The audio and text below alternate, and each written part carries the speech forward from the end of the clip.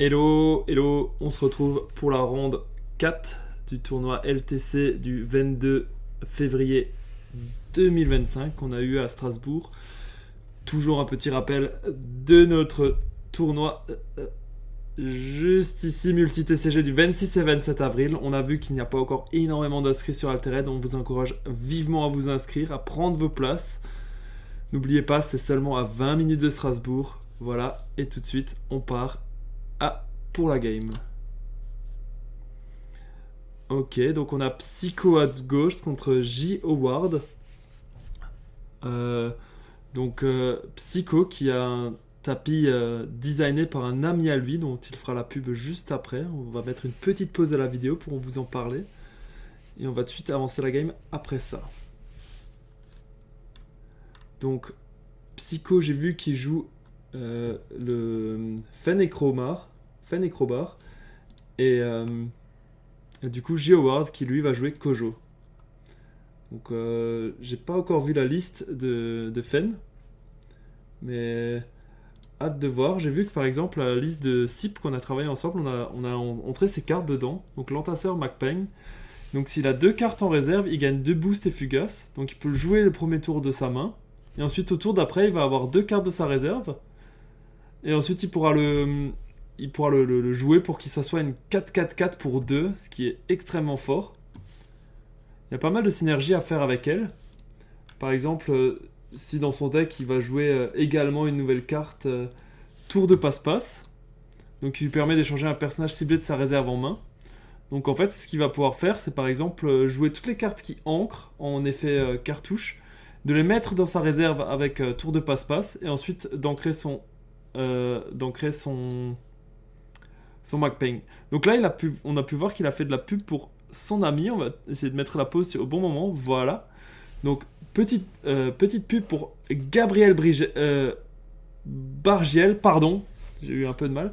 Donc, c'est un ami à lui qui lui a fait son joli tapis et également ses jetons de personnage. Il lui a aussi fait son petit jeton à gauche. Donc, super sympa à lui. Il fait un peu de pub. C'est top. Donc voilà, si ça vous intéresse, n'hésitez pas à le contacter. Il y a toutes les coordonnées, j'espère qu'on... Normalement, on le voit à la vidéo.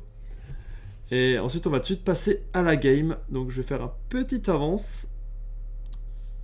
Et toc, on arrive directement à la game. Ok.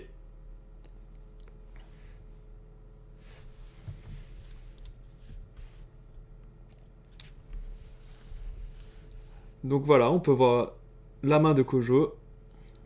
Qu'est-ce qu'il va sélectionner? Ok, intéressant, il joue ça.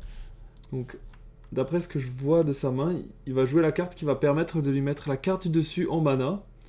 Je sais que pas toutes les listes la jouent. Donc, je vais essayer de la retrouver, voilà. J'ai l'impression qu'il joue ça. Donc, canalisation de mana. J'ai peut-être mal vu à l'artwork.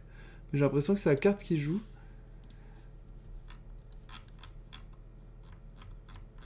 Je pense que maintenant, avec le nouveau set, c'est pas forcément ce qu'il y a de mieux en tour 2. Maintenant, à voir. Je me suis aussi peut-être trompé dans l'artwork. Je suis pas sûr de moi.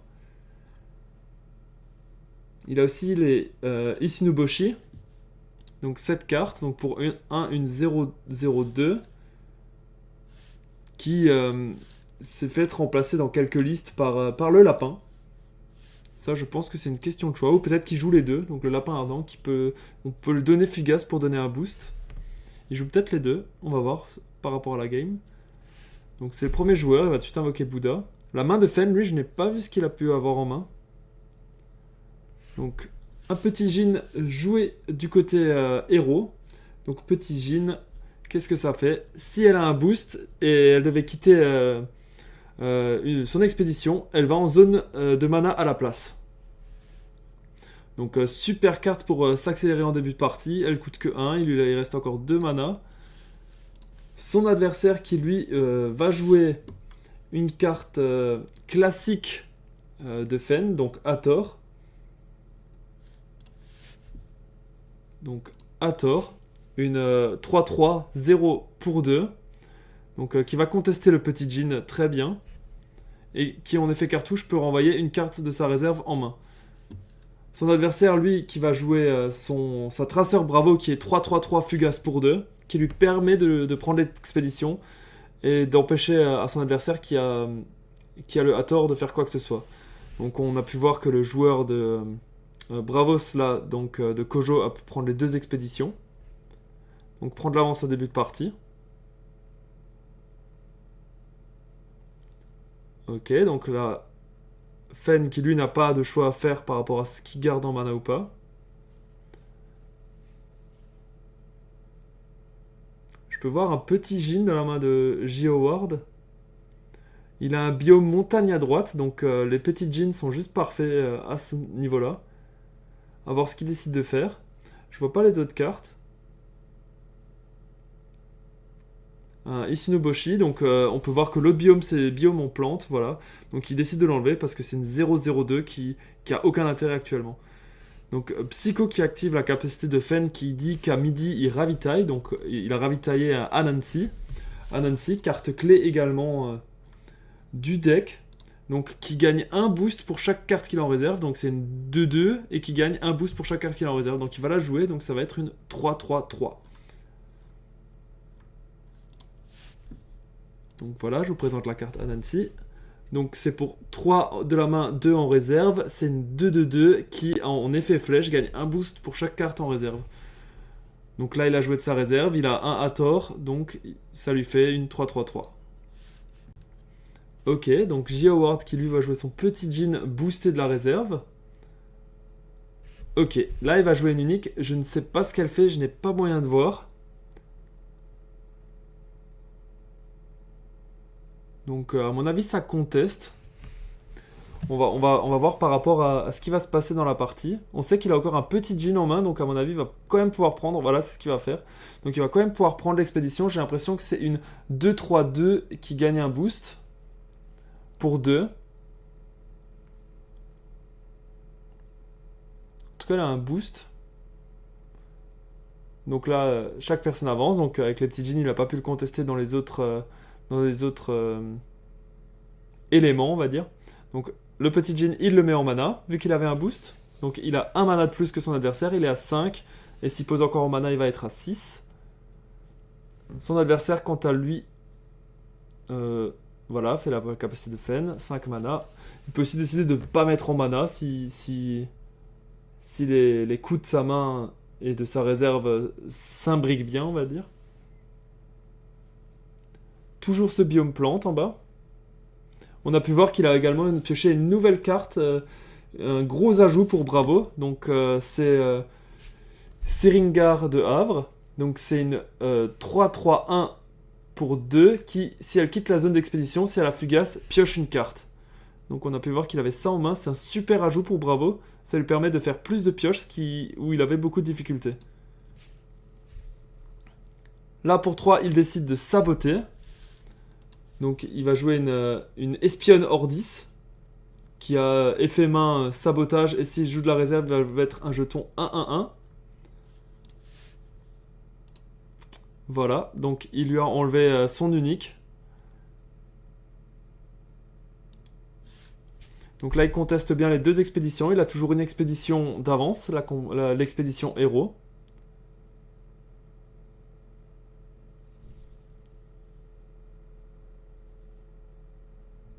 Psycho qui réfléchit. Il pourrait contester les 2 expéditions en jouant sur Anansi, mais il sait que son adversaire peut toujours jouer son petit Jin d'à côté. Petit Jin qui n'aurait pas la meilleure des efficacités au vu des biomes parce qu'il n'y a pas de montagne. Donc il va jouer son Anansi pour contester son espion Ordis. Donc il a une 3-3-3 de ce côté-là, du côté héros, contre une 2-2-2.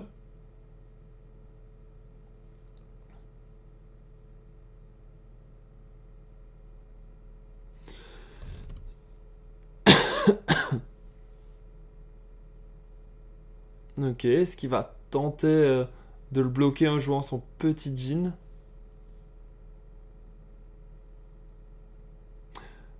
Normalement, si Fen arrive à piocher ses chants a cappella en début de partie, c'est Fen qui a plutôt l'avantage. Là, on a vu qu'il n'a pas pu trop contester le joueur de Kojo, parce qu'il n'avait pas de chant a cappella. Donc le joueur de Kojo a pu rejouer ses petits jeans, s'accélérer en mana, faire de la value, ce qui normalement n'est pas le cas quand le joueur de Fen, lui, a ses chants a cappella. Donc il va jouer la carte que je vous ai montrée avant, donc une 3 à 1 pour 2. Si elle a fugace, il pioche. Donc il va renforcer son côté plante. Il va accepter le fait qu'il ne peut pas contester de l'autre côté.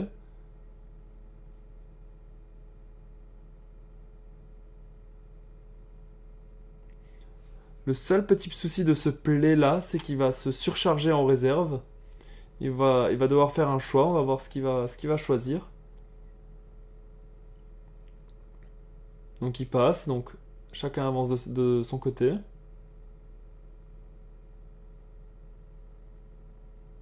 Il va enlever le jeton Bouddha. Donc quel choix va faire le joueur de Kojo? C'est pas évident, il n'y a pas de choix tout indiqué. Je pense que là c'est clairement une décision, il n'y a pas de bon ou de mauvais play. Il décide d'enlever le petit Jin. Il pense peut-être que le biome montagne est déjà passé et qu'il a déjà un mana en plus. Donc on peut voir qu'il a pioché son unique. Je ne la connais pas, mais il a également un Isunoboshi, Tomoe-Gozen, pardon. Tomoe-Gozen, donc une carte aussi clé de Kojo. Donc si il a 7 orbes de mana, il peut la jouer. Et pour 3, c'est une 2-5-5, donc c'est une super carte. Au début, je la boudais, mais finalement, elle est très bien. Et son adversaire, Fen, lui, a ravitaillé un cocon de mana. Cocon de mana, qu'est-ce que je raconte Comment s'appelle exactement la carte Tac, tac, tac. Cocon d'étoffe, c'est ça? Je crois que c'est un cocon d'étoffe. 2 petites secondes, je cherche dans la collection. Donc c'est un cocon d'étoffe, ouais voilà. Donc cocon d'étoffe, qu'est-ce que ça fait? Bon, c'est pas la rare, là je vous montre la rare. Ça détruit un personnage fugace, ancré ou endormi. Ça peut également, vu que c'est la carte pour 3, détruire un permanent.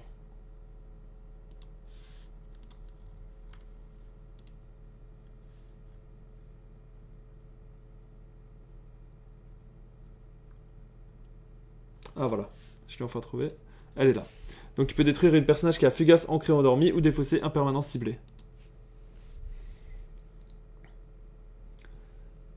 Pour 4, il va jouer un Dr Frankenstein. Donc, qu'est-ce que c'est Dr Frankenstein? C'est une 3-3-3 pour 4 ou pour 2 de la réserve. Donc c'est ça. Et qui dit, si on la joue de la réserve, on peut activer un effet flèche d'un permanent qu'on contrôle.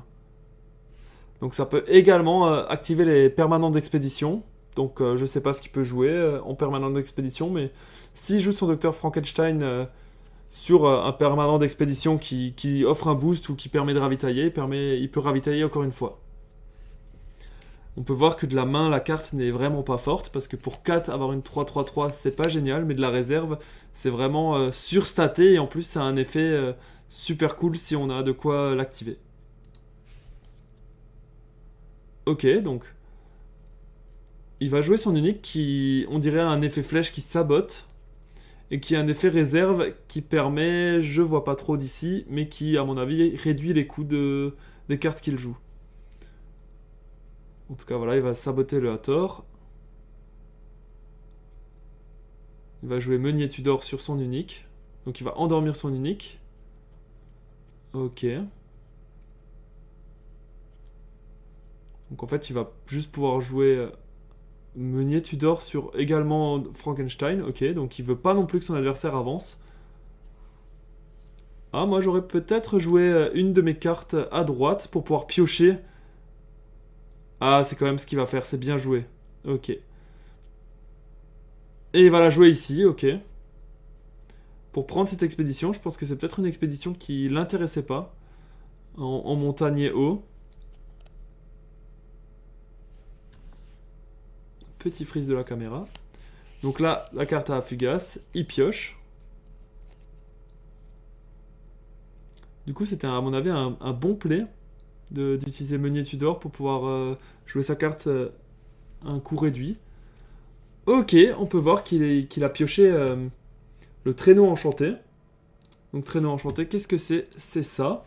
Bon, en sachant qu'il joue la rare, donc elle coûte que 3 et elle a fugace. Donc pour 3, si son expédition devait avancer, pendant le crépuscule, elle avance d'une région supplémentaire. Donc il ne reste pas beaucoup d'expéditions, donc si maintenant il arrive à passer du côté héros avec ça, donc il a oublié de créer son jeton Kojo, donc, enfin de n'importe quel côté, s'il arrive à passer d'un côté et qu'il arrive à jouer son traîneau, en fait il gagnerait la partie. Ah, ok, donc en fait le joueur de Fen, il joue Fen Lyra Festival. Lyra Festival, qu'est-ce que c'est? En fait, c'est un petit combo, on va dire, dans Altered. Donc, c'est un permanent qui dit si au crépuscule il a une créature avec fugace, un autre créature qui est ancrée et un personnage qui est endormi, il gagne la partie. Donc, c'est pour ça qu'il va peut-être essayer de rendre fugace, d'ancrer une de ses créatures ou d'endormir une de ses créatures. Pas toutes les listes de Fen jouent ça, c'est un petit peu permissif comme carte, on va dire. Ce qui est bien dans cette carte, c'est qu'à tout moment, il peut dire bah écoute, voilà, j'ai gagné. Je suis en retard dans mes expéditions, c'est pas grave. Je joue ça et j'ai gagné. Donc là, Psycho qui a beaucoup de mana, pas mal de cartes en réserve. Qu'est-ce qu'il décide de faire? Donc il va jouer son cocon sur son North Spy, ok. Pour que son Docteur Frankenstein reste toujours au-dessus de ce côté-là d'expédition. Il lui reste 4 mana, il peut à nouveau endormir une de ses cartes.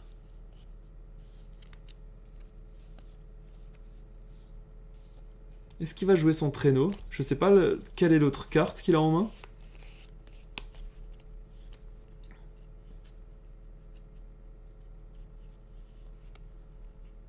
En sachant que s'il pose son traîneau et que ça n'arrive pas le tour même, c'est pas grave, il va rester dans... Vu que c'est un permanent d'expédition, il va rester jusqu'à que l'expédition avance. Vu qu'il a 2 expéditions d'avance également, c'est... Il faut, je pense, que Psycho décide de gagner via l'Ira Festival, parce que gagner avec les statistiques et via les expéditions, ça va être très compliqué maintenant.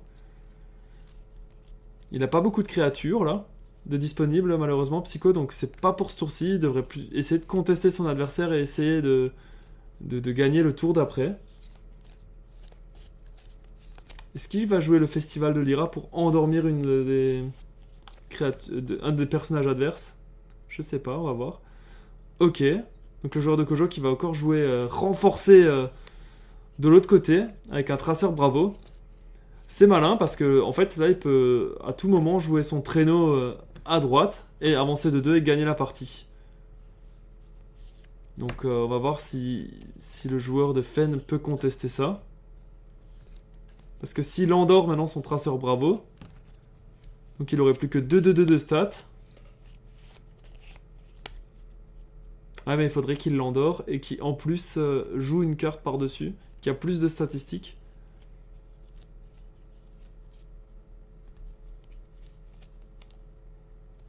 Très bon match pour le moment, intéressant.